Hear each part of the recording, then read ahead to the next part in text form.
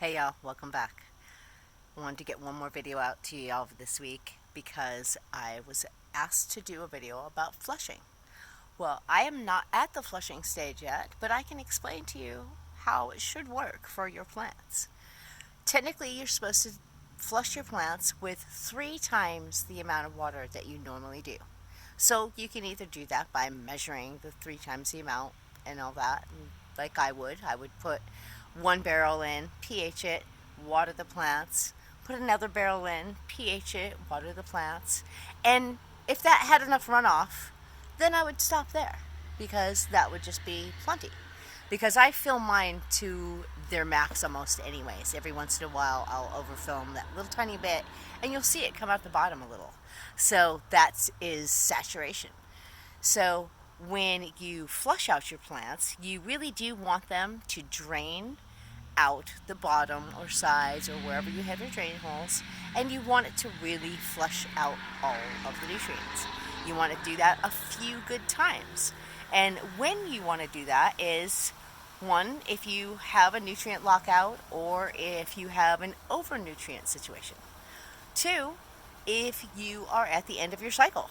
And that usually happens at like 7 to 9 weeks, sometimes 11 when I have mine outside. They go like 11 weeks and then I get to flush them 2 more weeks. And it's kind of crazy that they go that long, but they do.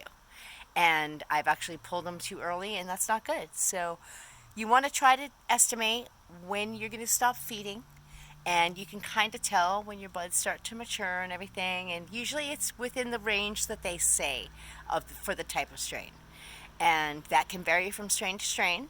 White Widow is a longer lasting strain, so you're in flower a little longer than a lot of other strains, and harle-tsu is a little earlier, and I don't know if that's just because it's a sativa or just the strain.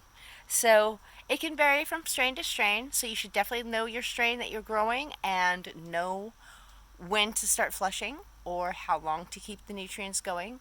And as much as possible, do that a few times during that last couple weeks as you flush them really well. And if you do just a continuous flush, then you may use something like Clear-X or something like that. That's a flushing solution. And you also put that in your water as well as pHing it or making sure it's the right pH. Sometimes I think you can get some that are pH perfect. I don't know. I believe that those are out there. I have not used them. So, you just put it in, check the pH, and go from there. And that's basically how you do the flushing, is you try to give the plant 3 times the amount of water and watch it drain out.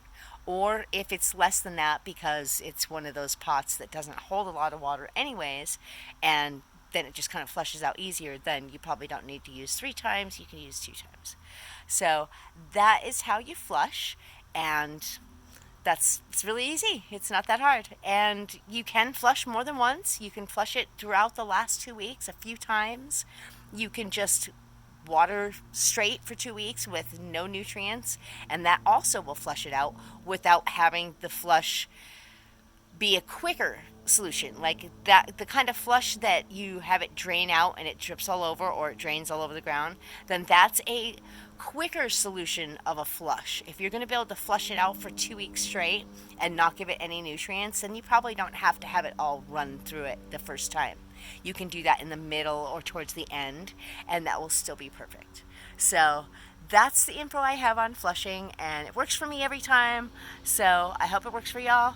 And yeah, please like, comment, subscribe, and ring that bell for notifications. And I hope this info helps. So have a peaceful day. And I'm almost at 420, so have a peaceful day.